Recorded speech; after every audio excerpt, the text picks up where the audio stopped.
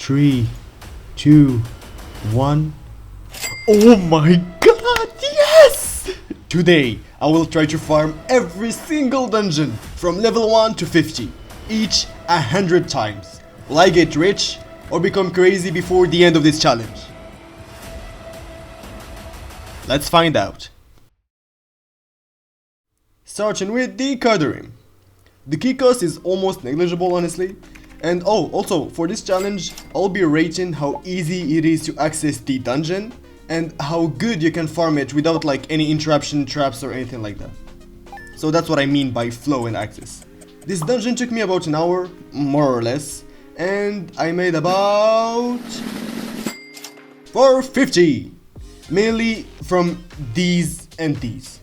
It's pretty good for beginners, honestly, but nothing too crazy. So that's why I'm gonna give it a 3 stars.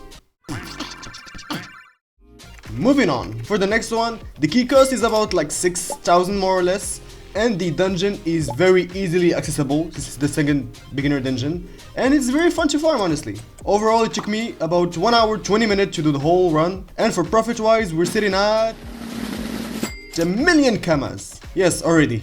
So will I farm it again? Hell yeah! So worth it, honestly. We then arrive at the SpongeBob dungeon. The key cost is about 5k and the dungeon is easily accessible, but the NPC talks a lot, so only a 4 star for the flow. It wastes a couple seconds each run and time is valuable. We're at 130 after all the runs, and profit wise, 800k. Not too shabby. Definitely a good farming one, I recommend.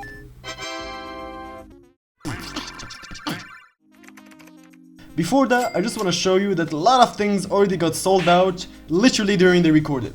But wait until the end to see how much we made. It's crazy. Anyways, it's easy to access and a top-notch flow. It took me overall an hour and 20 minutes. And we made 650 smackaronis. Definitely on the lower side, so not that worth it. The Scaraleaf dungeon, very easy to get in, but has an awful flow because of 2 things. First, this room, where you literally walk on eggshells, and it's very annoying. And then when you finish the dungeon, you get TP'd out on a different map. So we have a short, but not negligible walk to the dungeon again. In this challenge, every second counts. Overall, it took me a bit less than 2 hours.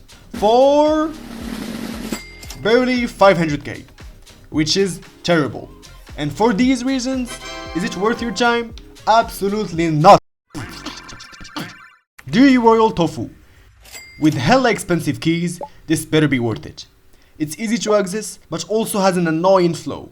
Because of this room with its traps, and at the end of the dungeon, you get TP'd outside, which is not that optimal. It took me a bit shy of 2 hours, and we made a whopping 1.3 million! Not too shabby, but annoying to farm. It deserves a solid 3 stars. The haunted house has also fairly expensive keys. You can easily get there and it's pretty fun to farm overall. It took me roughly 1 hour and 20 minutes. Profit wise, we're sitting at over 1.1 million smackaronis. Big profit. So, will I farm it again? Hell yeah! Moving on to the Skeleton dungeon, with another big increase in key prices. There is no super close zap next to the dungeon, and there is this mandatory step to access it. Also, when you finish the dungeon, you have to walk a couple of maps back and do this step over again. Overall, it took a bit over 2 hours and a half, mainly because of all the loading screens. Profit wise, not even a million. Yeah, definitely not worth your time, guys. It's a hard pass. The Cockroach dungeon. Finally cheap keys. Also, you need this item to access the dungeon. For that reason, I'll give it a 4 stars. Flow can be optimized if you put your items in your shortcut slots. Profit wise, we are at a whopping 640,000. It's not that worth it, to be honest. And for that reason, I will give it a 3 stars. The Gob Academy. Another overpriced key. I might as well craft them at this point. It's another very beginner friendly dungeon. and it was genuinely pretty fun to farm. Overall, it took about 1 hour and 10 minutes of pure video gaming. And profit-wise, we got not even 300k, which is pretty sad. This dungeon had a lot of potential. Moving on, the Bwork, with the most expensive keys so far. At least it's very easy to get in, but has a minor detail that slows its farmability. You have this extra room where you need to dodge the hole in the ground. But that's all. Overall, it took a little bit over 1 hour and a half for roughly 900,000 before the keys. Yeah. So, is it worth farming? It's a cool alternative, I guess. The legendary Blacksmith dungeon. He's next to the Sophoclea's app and surprisingly enough very pleasant to farm. He only took slightly above an hour of farming for a generous 1 million smackaronis. That's honestly insane. So, is it worth your time, guys? Hell yeah! The Larva dungeon. Kind of a unique in itself. As a solo farmer, I could not even find another degenerate like me to spam this 100 times. Time-wise, I don't know. Profit-wise, I estimated roughly between 700 and 900,000, with an extra 60,000 per boss soul captured. So, is it worth farming? It's just not possible as a solo player. The Mile Fight of Dofus. It's kind of a long way there, but at least it's enjoyable to farm. Time-wise, we're about 1 hour and 20 minutes of fun, with a profit of 800,000. Honestly, not too shabby. So, is it really worth farming? Honestly, hell yeah, it was pretty good. The iconic Kwakwa's nest, with prices through the freaking roof. It's conveniently right below the zap, but it's kind of annoying to farm if you play a single element. Overall, it took me about 1 hour 35 minutes, more or less, and profit-wise, 1 million P for the keys. Yeah, also kinda sad. So is it worth farming?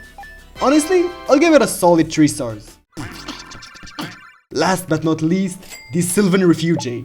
The dungeon is close to a zap, which is very convenient, but there's nothing particular to add, honestly. Time-wise, I did it in 2 sessions, so I don't really remember, so probably within this range. Profit-wise, we are at an incredible 400,000. Pretty sad for the last dungeon, but yeah, it is what it is. Will I farm it again? Heck no. But with that, we just finished farming every single dungeon from level 1 to 50, each 100 times. And now, finally, the moment you all been waiting for. 3, 2, 1. Oh my god, yes! That's what I would have said if I sold everything. But because I kept some resources that I know won't sell really quickly, I recycled them and used them to massively level up my jobs by crafting a crazy amount of items.